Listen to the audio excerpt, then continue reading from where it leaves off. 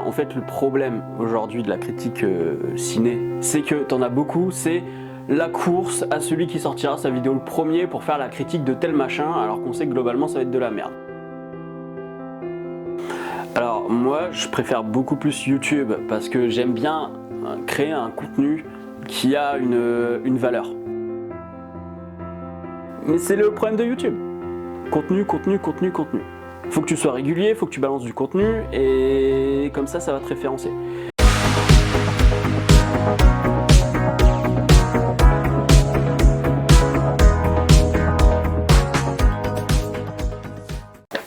Salutations et bienvenue dans cette nouvelle interview des Mousquetaires du Boulonnais. Aujourd'hui, nous avons l'honneur d'interviewer le youtubeur Morgan et son ciné. Comment vas-tu ? Bah écoute, ça va, entre deux manifs, tout se passe bien, hein, je me repose. Peux-tu te présenter brièvement à nos téléspectateurs ? Alors, moi je m'appelle Morgan, de la chaîne Morgan et son ciné. J'ai aussi une chaîne Twitch. J'ai fait un master cinéma nouvelles images, donc un master 1 où c'était consacré aux caractéristiques de Zack Snyder. Et en master 2, c'était les héros vieillissants de Stallone. Donc Rocky et Rambo. Et puis je suis aussi auto-entrepreneur, je fais du montage pour des boîtes de... Par exemple là en ce moment je suis sur une boîte qui fait des interviews de tech, donc de la technologie avec du craft, de l'extrême ligne, je comprends rien quasiment, mais c'est hyper intéressant. Et puis j'ai un boulot qui me nourrit, je suis assistant d'éducation dans un lycée. D'accord. Si aujourd'hui les Mousquetaires du Boulonnais sont partis à ta rencontre, c'est pour découvrir ta pensée, tes réflexions sur ce que c'est d'être youtubeur en 2023, sur la réalité de la critique de cinéma et surtout sur le cinéma lui-même. Mais avant de commencer l'interview, peux-tu nous expliquer comment tu as rencontré le cinéma ? Qu'est-ce qui t'a fait aimer le cinéma ? Quels films t'ont marqué ? Bref, raconte-nous ton histoire avec le cinéma. Alors j'ai 30 ans, donc je fais partie de ce qu'on appelle les enfants de la télé, on va dire. C'est-à-dire que moi j'ai été biberonné à la télé et j'ai été biberonné aux cassettes vidéo, aux VHS. Et en fait, mon père, quand j'étais gamin, on avait un appart et il y avait tout un mur où il avait fait des étagères avec des planches et des équerres, quoi. Il avait fait ça lui-même. T'avais la blinde de VHS, mais t'avais de tout. T'avais... évidemment, il y avait des films pour nous, des Disney, du Don Blunt avec Petit Pied, tu vois, Jurassic Park un peu plus adulte, du Angélique, du Belmondo parce que ma mère adorait ça. Et moi, je me perdais là-dedans, devant ce mur, à me dire mais qu'est-ce que je vais regarder ? Et puis, pareil, on avait à l'époque un journal, ça s'appelait, il y avait Télé Loisirs, mais ils avaient aussi un autre truc qui s'appelait Télécassette. Et t'avais que des jaquettes de VHS dedans pour mettre sur les cassettes que t'enregistrais. Et donc je feuilletais ça, des moments juste feuilletés, et je me rappelle encore de l'affiche de Orca, parce que j'adorais Sauver Willy. Tiens, un film que j'adorais par-dessus tout, c'était Sauver Willy. Ce film où on te dit, faut sauver les animaux, mais on utilise des animaux en captivité, le paradoxe. Et donc ouais, j'ai baigné là-dedans depuis tout petit. Après il y a eu aussi l'époque des DivX. Donc alors là c'était Émule et compagnie, tu savais jamais sur quel film t'allais tomber. Oui, je suis pas spécialement contre le téléchargement illégal. Je peux comprendre qu'il y ait des gens qui puissent pas se payer. Moi à l'époque, quand j'avais 14-15 ans, évidemment j'allais télécharger. Maintenant je peux me permettre d'acheter du DVD, du Blu-ray, etc. Et donc ouais, je me suis fait ma culture avec de la VHS, avec du piratage. Et Jurassic Park par exemple faisait partie de mes films préférés et je m'étais dit je vais devenir paléontologue. Et j'ai dit non, c'est trop d'années d'études parce que moi faut savoir que j'avais une scolarité désastreuse. Vraiment, j'ai fait tout le quinquennat de Sarkozy, je l'ai fait dans la rue. Donc là en ce moment il y a des souvenirs qui remontent avec tout ce qui se passe. Et puis je me suis dit mais attends, si Jurassic Park m'a donné envie de devenir paléontologue, est-ce que finalement je ferais pas des études de cinéma ? Donc en fait c'est parce que j'ai toujours été baigné par du cinéma, plutôt populaire, hein, plutôt blockbuster, tout ça. Hein. J'ai un père ouvrier, tu vois, qui m'a pas trop lancé sur du Godard et tout. Ça, j'ai beaucoup plus appris en arrivant en licence. Mais donc j'ai été toujours baigné par la pop culture comme ça. et c'est de là qu'est venue la passion. Mais je ne savais pas tout de suite que j'allais finir là-dessus. C'est quand tu arrives en première terminale qu'on te dit tu veux faire quoi plus tard, je savais pas. Et c'est à la dernière minute, j'ai fait bon ben cinéma. Ils m'ont pas pris en BTS audiovisuel parce que j'avais des notes trop merdiques. Mais la fac du théorique, c'est très bien aussi. Merci d'avoir répondu à ces questions introductives. Maintenant que les présentations sont faites, place à l'interview proprement dite.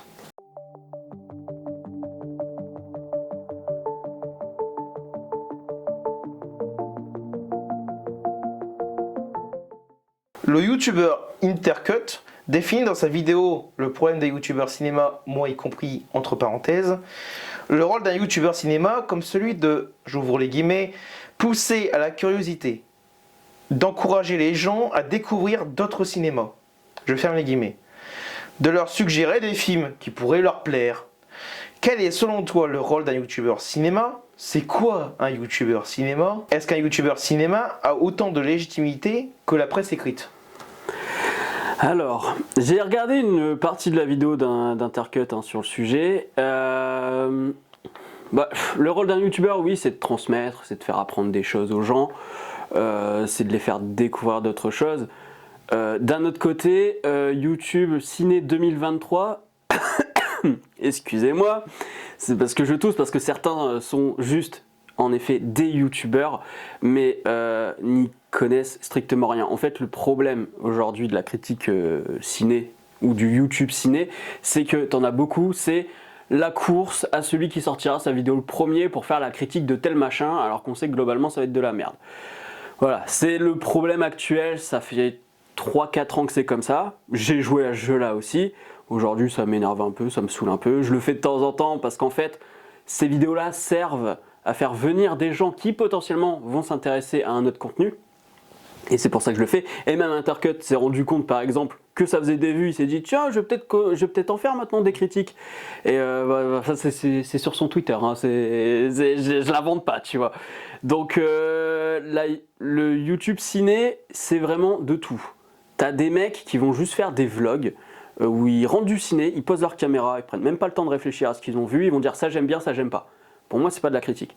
Parce que la critique ciné, qu'elle soit écrite ou en vidéo, et c'est pour ça que je pense que la critique vidéo peut rejoindre la critique écrite, c'est que la critique, ça repose sur de l'argument qui est accompagné d'exemples.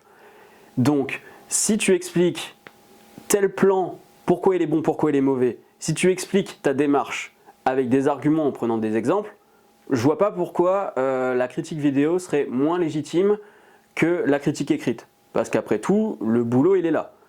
Mais c'est vrai que si tu penses critique ciné, tu penses aux mecs qui vont voir le film le matin, qui sortent la vidéo à 16h le même jour, qui n'ont même pas le temps de réfléchir à ce qu'ils ont vu, et qui de toute façon n'ont pas vraiment de réflexion sur le sujet parce qu'ils n'ont pas les bagages. C'est-à-dire que ce sont des simples spectateurs, je mets des guillemets parce que bon, voilà, moi aussi je suis spectateur, toi t'es spectateur, mais c'est comme un historien. Mais voilà, je parle d'histoire parce que t'es là-dedans. Un mec qui te parle d'histoire, si il connaît son sujet parce qu'il a vu, parce qu'il a fait les études pendant 2 ans sur tel élément de l'histoire, il va quand même avoir plus de légitimité que celui qui a lu le dernier bouquin ou le dernier podcast de je sais pas qui est en train de te lire Wikipédia pour te dire oui, alors tel machin, c'est comme ça que ça s'est passé. Donc je pense que oui, la critique ciné sur YouTube peut avoir autant d'importance que la critique écrite. Après, il faut savoir où aller chercher. Et donc ça se compose de ça, mais d'un autre côté, tu vois, le YouTube ciné, c'est aussi des meufs comme Cinéma et Politique, où là, clairement, elle fait un travail monumental, où elle arrive à faire une analyse de société à travers le cinéma. Donc ça va être par exemple la guerre d'Algérie, ça va être la place de la femme dans Hollywood, ça va être le cinéma reaganien. Et ça, le cinéma reaganien, pour le coup, je t'avoue que quand j'ai vu sa vidéo, c'était propre. Parce que bon, pour le coup, c'est un truc que j'ai étudié pendant 2 ans. Donc je pouvais m'aligner là-dessus et dire ok, ça c'est bon, ça c'est mauvais. Mais par exemple, c'est vrai que si elle me parle de la bataille d'Algérie, enfin de la guerre d'Algérie, pardon, moi, j'ai jamais travaillé là-dessus, donc je vais pas avoir mon mot à dire. En fait, le problème de YouTube Ciné, c'est que t'en as beaucoup qui parlent pour rien dire et qui ne savent même pas de quoi ils parlent. Et il y en a même qui pensent avoir des idées, ou qui disent avoir des idées, et qui citent pas leurs sources. Ça, pour moi, j'appelle ça du plagiat, tu vois. Toi aussi, je suppose que tu appelles ça du plagiat, parce qu'en histoire, Oui. voilà, c'est comme ça que ça marche. Et donc, oui, le YouTube Ciné, je pense qu'il faut aller un peu plus fouiller. Il faut avoir la curiosité, en fait. Intercut disait que, en fait, la différence entre la critique écrite et la critique vidéo, c'est que quelqu'un qui fait de la critique écrite, eh ben, le lecteur, il va aller acheter le journal, enfin la revue, il va la lire, etc. Il va se confronter à une idée. Et je suis désolé, mais sur YouTube, c'est la même chose. Moi, j'ai des gens, ils me suivent depuis 7-8 ans pour certains, et parfois, ils sont pas d'accord avec moi, et ça les empêche pas de continuer à regarder ce que je fais. Et évidemment, il y en a beaucoup qui sont là juste pour se conforter dans leur idée. Donc, ils n'ont pas cette curiosité. Mais si on a la curiosité, on va trouver des choses qui méritent autant qu'un documentaire sur Arte, par exemple, documentaire cinéma, ou quelque chose sur une revue presse écrite. Donc il y a à boire et à manger, il y a beaucoup de merde, mais c'est le problème de YouTube. Contenu. Faut que tu sois régulier, faut que tu balances du contenu, et comme ça va te référencer. Quelqu'un qui te sort une vidéo qui certes est ultra stylée, mais qui t'en sort une tous les 3 mois, ça a très peu de chances de marcher. Il y a des mecs comme la séance de Marty, où parce que le taf il est impeccable, parce qu'il a été poussé par des gens un peu plus connus, bah oui, ça lui permet de décoller. Et encore, il est qu'à 60 000 abonnés, je crois. Ce qui n'est pas grand chose, tu vois, pour le travail qu'il fournit, et surtout, vu les gens qui l'ont mis en lumière. Et d'un autre côté, t'as des mecs comme Reggie et les Gorillas, tu vois, ils ont plus de 100 000 abonnés, et c'est juste faire du trafic. Sortir ta vidéo, dire j'aime bien, j'aime pas, ne jamais savoir de quoi il parle, même quand il te parle d'un autre sujet comme la chronologie des médias, le mec n'est même pas foutu d'aller chercher les informations, ou alors il va les chercher mais avec un biais de confirmation. Et ça, il n'y a rien de pire. En histoire, c'est pareil, il n'y a rien de pire que le biais de confirmation. Donc, je pense que ça peut valoir de la presse écrite, mais il faut savoir où aller. Et il faut bien regarder dans les descriptions de vidéos s'il y a une bibliographie. Voilà, je fais des réponses très longues, mais tu m'as démarré direct avec un sujet sensible. Mais justement, est-ce que, puisqu'il y a 2 types de youtubeurs ciné, il y a ceux comme toi qui ont fait des études dans le domaine, donc comme toi, Durandal, je sais pas si Reggie... Non, il a fait des études de commerce, rien à voir. Rien à voir. Mais c'est pour ça qu'il est très bon. C'est parce que lui, qu'il est très bon dans ce qu'il fait, parce qu'en fait, c'est un mec qui a fait du marketing, du commercial, et donc il sait les algorithmes. Il connaît ce jeu de YouTube. Donc, j'ai jamais dit que c'était un débile, hein, le gars, tu vois, mais ses connaissances ne sont pas dans le cinéma. Ses connaissances sont dans... T'as des gens t'as des youtubeurs qui sont peut-être là juste pour parler de la passion et donc qui connaissent pas le monde du cinéma par rapport à toi, à Durandal, qui vous avez fait des années de mémoire. Et donc, à contrario, ces gens-là, ils partagent leur passion, mais ils n'ont pas par conséquent un avis aussi analytique, aussi poussé que le vôtre, avec des connaissances autant développées. Est-ce que tu penses que ces gens qui partagent leur passion du cinéma sans rien y connaître sont négatifs, proposent un contenu qui par conséquent est négatif puisqu'ils n'y connaissent rien au YouTube? Alors non, du tout. Alors il y a un mot qui est important dans ce que tu as dit, c'est le mot avis. Parce que justement, il y a une différence entre un avis, dire j'aime bien, j'aime pas les choses, et la critique. Il y a aucun problème avec des gens qui vont donner leur avis. Par exemple, tu vois, tu prends Fred et Seb de Joueurs du Grenier, ils donnent des avis sur des films. Clairement, si c'est pas Fred et Seb, tu ne regardes pas. Parce que c'est juste 2 gars dans un canapé, 2 potes dans un canapé qui disent « Ah, ça c'était cool, ah ouais, puis ça c'était cool ». Mais en dehors de ça, il n'y a pas matière à réflexion globalement.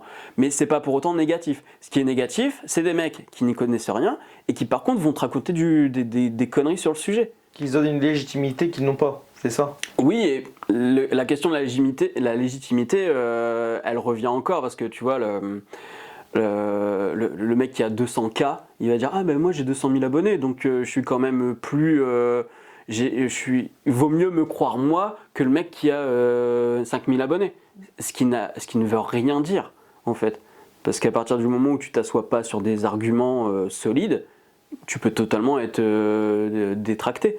Et je passe suffisamment mon temps par exemple sur Twitch à débunker des idioties qu'on peut avoir sur le cinéma. Tu prends MJ Fermella, quand il te parle de Bad Girl, le film qui a été annulé, pour lui, le prisme, c'est woke, c'est anti-woke, ils sont anti-féministes et tout.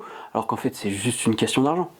Il y a juste une question d'argent parce que le film va leur coûter trop cher s'ils finissent la post-prod. Et il y a des éléments qui le montrent aussi, ça. Donc, en fait, donner un simple avis sur un film, ok. Donner un avis, par exemple, sur l'économie du cinéma ou l'histoire du cinéma, quand tu connais pas le sujet, là ça devient inquiétant. Parce que parfois, tu vas avoir carrément du révisionnisme, et ça, bon, comme en histoire. Mais tu vois, c'est toujours ça qui est intéressant, c'est que tu peux toujours rapprocher le cinéma à l'histoire, parce que on subit les mêmes problèmes. Bientôt, on peut te faire croire que l'économie du cinéma fonctionne comme ça, mais en fait c'est juste un biais de confirmation, tout comme en histoire tu vas avoir ce problème. On peut te faire croire que le cinéma a toujours été du divertissement, alors qu'à la base c'était quand même à des fins scientifiques.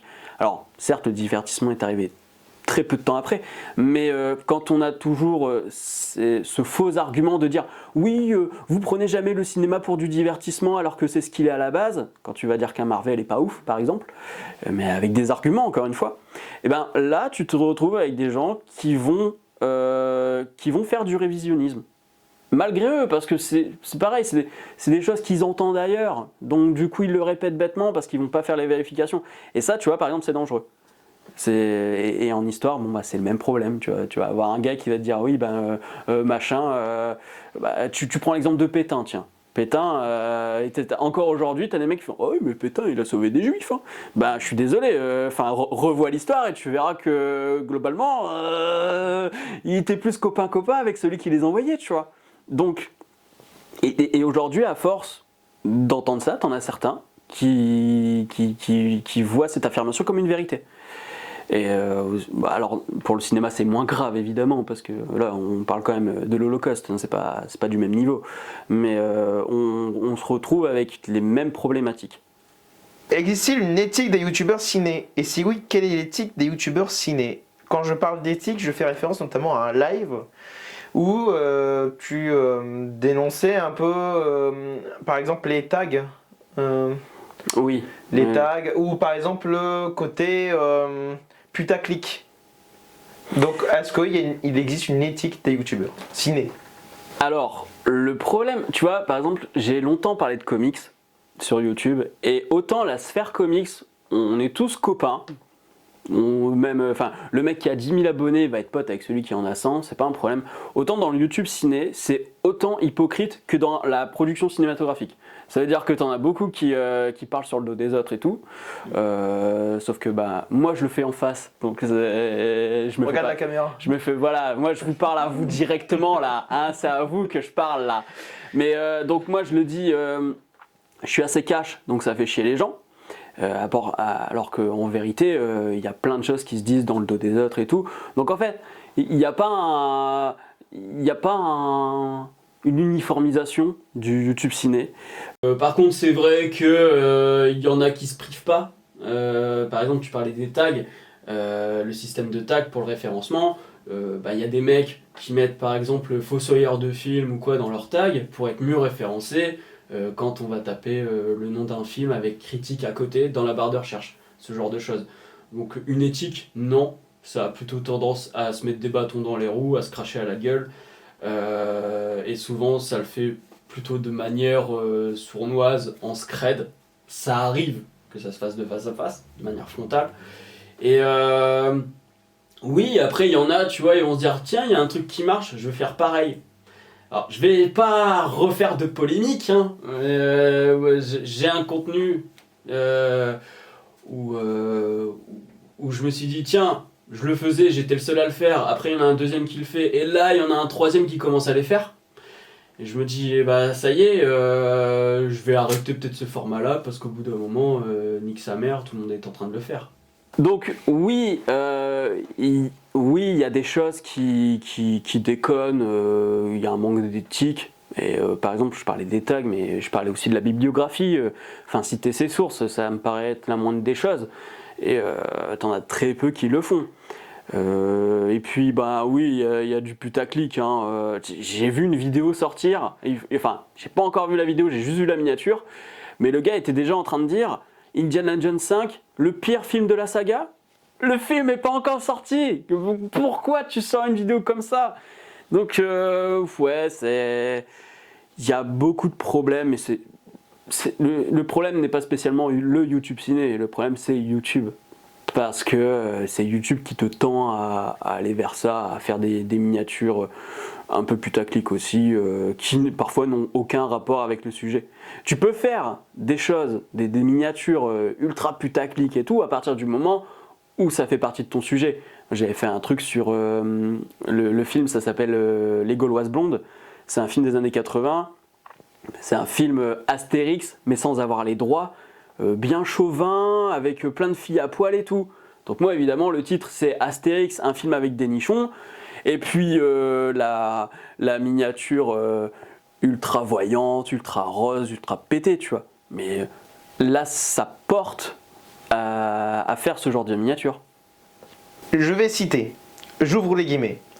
Les gens ont leurs journaux favoris et lisent la critique de ce journal. Point. Ils ont leur chouchou et se le gardent. Je ferme les guillemets. C'est ce qu'affirmait In The Panda dans sa vidéo Le problème des critiques ciné YouTube. Il poursuit ainsi. Sur les journaux, les gens jugent selon la qualité du travail, car ils ne peuvent voir qui a écrit l'article. Quand sur YouTube, c'est selon la gueule, ce qu'il appelle le délit de sale gueule. En effet, il explique que YouTube exige d'un YouTuber qui fédère une communauté autour de son contenu, autour de sa personne. Par conséquent, on ne juge pas une critique pour sa qualité, mais selon qui la présente, si on aime ou pas sa personnalité, son physique, sa manière d'être et de critiquer.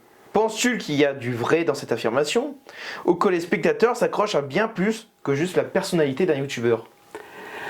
Alors, toujours cool d'avoir quelqu'un qui parle de délit de sale gueule quand c'est potentiellement un agresseur sexuel. Salut Victor, hein bon, alors... Mais il dit pas que des conneries. Là-dessus, je l'accorde, il dit pas que des conneries. C'est vrai qu'il peut y avoir un délit de sale gueule. Combien de fois moi j'ai reçu des commentaires genre va faire du sport ou des trucs comme ça, tu vois. Et encore, hein, j'ai perdu depuis le temps, mais ils considèrent que j'ai pas encore assez perdu. Et donc oui, il y a un délit de sale gueule. Il y a des gens, évidemment, si de la manière dont ils vont parler, t'aimes pas. Moi, il y a une meuf, je la citerai pas, parce que j'ai pas envie de me remettre quelqu'un sur le dos, mais à chaque fois j'ai l'impression qu'elle me parle comme si j'étais un enfant de 8 ans, et ça me gave en fait. Donc là, pour le coup, je vais pas regarder ces vidéos. Chose, par exemple, qui va peut-être pas autant se ressentir à l'écrit. Alors, sauf si elle écrit mes petits oisillons, machin, oui. Mais par contre, il y a des choses qui sont fausses. Hein. Quand on te dit que tu ne sais pas qui l'a écrit, bah, je suis désolé. Mais bon, par exemple, sur Twitter, Vincent Maloza, qui est assez grinçant sur Twitter, tu sais les articles qu'il a écrits, ils sont signés, tu vois. Donc, si tu n'aimes pas Vincent Maloza, tu vas pas aller t'amuser à relire encore du Maloza si tu as décidé que de toute façon tu voulais pas être confronté à ses idées. Donc, oui, délit de sale gueule sur le physique ou sur la voix, enfin n'importe quoi, que tu ne peux pas avoir à l'écriture. Par contre, tu peux très bien avoir te dire lui il m'énerve, à chaque fois que je le lis il raconte de la merde. Mais c'est pareil avec à l'époque il y avait Le Masque et la Plume, tu vois, c'était sur France Inter je crois. Et ben c'est pareil, ces gens-là tu connais leur nom, si tu la revois en presse écrite tu vas dire bah non je peux pas les saquer machin. Donc il y a du vrai, il y a du faux, tu vois. Mais ouais c'est marrant que ce soit lui qui dise ça. Comme tu l'as souligné précédemment, le problème du youtubeur cinéma n'est-il pas qu'il soit youtubeur. Le problème n'est-il donc pas YouTube avec cette pression de l'algorithme et des vues. Durandal explique dans une vidéo très récente qu'il a l'intention de s'appuyer principalement sur ses donateurs pour vivre et donc arrêter de faire des réactions à chaud qui ne le plaît pas, ne lui plaît plus. Toi, de ton côté, tu as fait dans une vidéo récente un peu ton coup de gueule envers les statistiques, envers cette pression des vues, et donc tu commences à prendre le large par rapport à ça.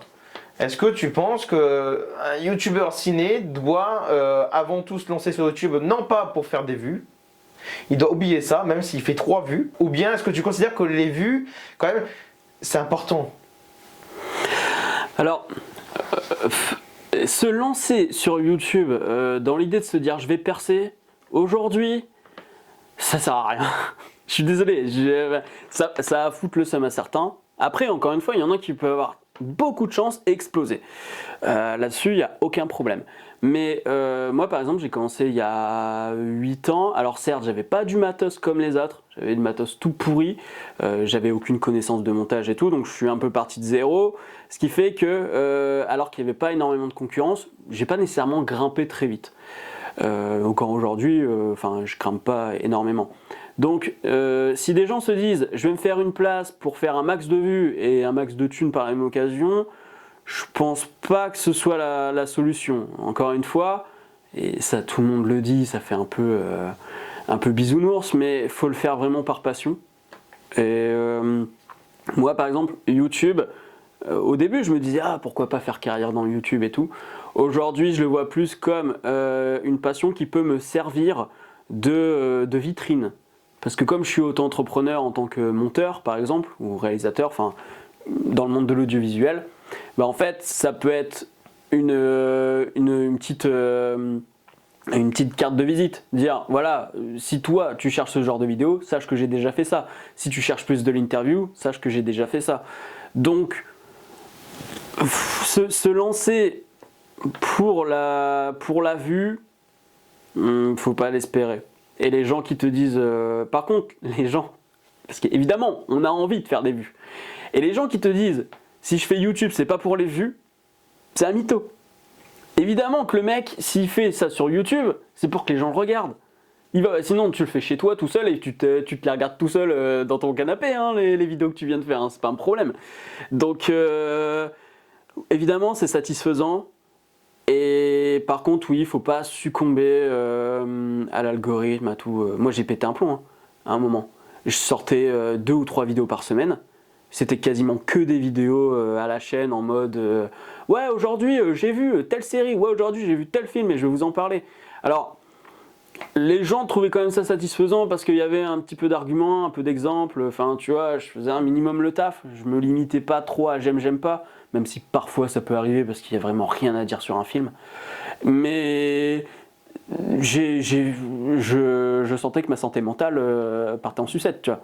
Tous les jours me dire il faut que je vois ça aujourd'hui parce que demain il faut que je sorte telle vidéo, oh là là là mince, demain je travaille dans mon vrai boulot qui lui me rapporte de l'argent, comment je vais faire et tout, et en fait tu t'imposes un stress qui n'a pas lieu d'être parce que tu peux très bien t'en passer de ce stress. Donc maintenant je suis un peu plus dégoûté des vues que je fais parce que tu te dis merde, je passe plus de temps sur mes vidéos, je fais des recherches et tout. Mais le résultat fait que je fais 3 fois, 4 fois moins de vues que si je sortais la critique du dernier Super Mario jour J, tu vois, par exemple.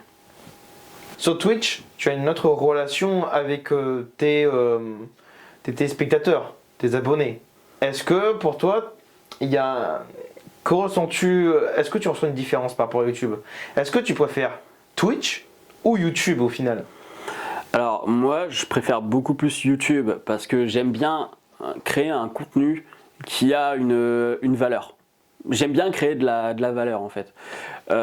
Twitch c'est mon terrain de jeu. Je fais ce que je veux dessus, je peux balancer des lives à 11h du mat et on va être 3, je m'en fous. Mais j'aime bien l'interaction que j'ai en fait. C'est pour ça que Twitch, je veux pas en faire tous les jours parce que ça va finir par me gaver en fait. Mais d'un autre côté, ce que j'aime, c'est l'interaction que j'ai avec les gens, que j'ai déjà en commentaire, mais vite fait, tu vois, c'est pas pareil, il n'y a pas la même dynamique, c'est pas en direct. Et avant, quand je faisais des lives sur YouTube, ça marchait bien. Par contre, le problème, c'est que partir sur Twitch de zéro, faire venir ta communauté de YouTube qui n'est pas nécessairement habituée à Twitch, c'est hyper compliqué. Donc il y a quand même cette frustration de se dire, merde, attends, les gens qui venaient dans mes lives YouTube ne viennent pas dans mes lives Twitch. Et parfois, c'est vrai que je vais me retrouver à faire des lives où on est 5 pleu. Tu fais. Donc, c'est mon terrain de jeu. Je le fais soit parce que, tu vois, je veux me lancer un Terraformers, jouer 6 heures d'affilée à Terraformers, allez, je me fais un live Lego, montage de Lego. Mais parfois, ça peut me servir aussi pour YouTube. Par exemple, je vais faire des interviews de personnes. J'ai fait une interview d'une meuf, tu vois, qui bossait pour le Ramdam Festival, donc un festival de cinéma en Belgique.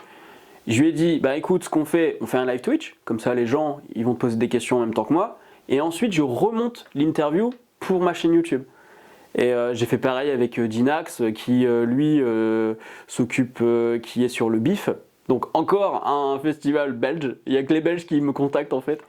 C'est peut-être la proximité d'Or-Pas-de-Calais, j'en sais rien. Et donc ouais, c'est mon terrain de jeu et aussi parfois pour des raisons professionnelles. Et j'ai encore fait beaucoup trop long, je suis désolé. Bon, c'est pas grave. Comment vis-tu en tant que critique le fait que tu vois tous les défauts d'un film quand les autres spectateurs autour de toi ne voient rien, voire même adorent le film que tu révulses? Puisque au final, les gens autour de toi n'ont pas tous fait une école de cinéma et par conséquent, ils ne voient pas les figures du style du cinéma, les incohérences, tout ce que tu développes ensuite toi dans tes critiques. Doit-on éduquer au cinéma au final? Éduquer à l'image, mais carrément. Et plus que le cinéma, l'image en elle-même. Alors, justement, dans les cours d'histoire, on le fait déjà un peu quand on parle du christianisme, par exemple, quand on t'explique que tel tableau, c'est parce que les gens ne savaient pas lire et donc il fallait leur expliquer par l'image, etc. Mais je pense qu'aujourd'hui, il faut vraiment éduquer à l'image parce que ça va au-delà du cinéma. Les fake news qui circulent H24, qui sont débunkables très facilement. Moi, je me suis fait un copain qui s'appelle Jacques Grimaud, tu en as peut-être déjà entendu parler dans la sphère histoire, vu que le monsieur raconte des inepties sur l'Égypte, les pyramides, pire que Maître Gims, ou du même niveau. Et donc, oui, il y a une éducation à l'image à faire, de manière globale, mais même si j'en suis conscient, je t'avoue que des moments ça m'énerve. Quand je vois encore le nouveau Marvel et les gens dire « Ouah, c'est le meilleur film de l'année », mais tais-toi, merde, ça se voit le montage là qui fonctionne pas du tout. Mais encore une fois, si on fait de l'éducation à l'image, ça peut marcher. Moi, j'avais fait quelques séances d'analyse filmique à des élèves de manière bénévole, tu vois, et je leur ai montré 2 scènes pour leur apprendre les mécanismes de montage, de raccord, etc. Raccord dans le mouvement, raccord dans l'axe, etc. Je leur ai montré une scène de Mad Max 2 et une scène de Spider-Man 2. Donc je suis quand même resté dans du blockbuster, je suis resté dans quelque chose de très pop, culture pop. Et là les mecs se sont dit « Ah d'accord, donc c'est ça un langage cinématographique ». Et donc je leur ai dit, donc vous préférez voir un film qui vous raconte sa séquence et son action de cette manière, ou le dernier Avengers qui vient de sortir, où la caméra bouge dans tous les sens, d'un point de vue spatial tu ne sais pas qui est où, qui fait quoi. Et évidemment, la question, je la tourne pas exactement comme ça, parce que là, la question est dans la réponse. Hein. Enfin, la réponse est dans la question, pardon. Et bah oui, là, ils sont stupéfaits, ils disent « Ah oui, d'accord, ok, donc le cinéma, ça peut être ça. Même le cinéma de blockbuster. » Par contre, c'est ma copine qui s'énerve. Parce que maintenant, elle me dit « Tu me saoules, parce que maintenant que tu m'expliques comment fonctionne tel ou tel truc, des trucs que j'adorais il y a encore 1 an, quand je les revois, maintenant, on se dit « C'est de la merde. » Donc c'est le problème de la déformation professionnelle. Ouais. Nous avons donc pu découvrir avec toi dans cette première partie ce que c'est d'être youtubeur de cinéma. Désormais, on va s'intéresser dans la deuxième partie à tes réflexions sur comment peut-on et doit-on émettre une critique.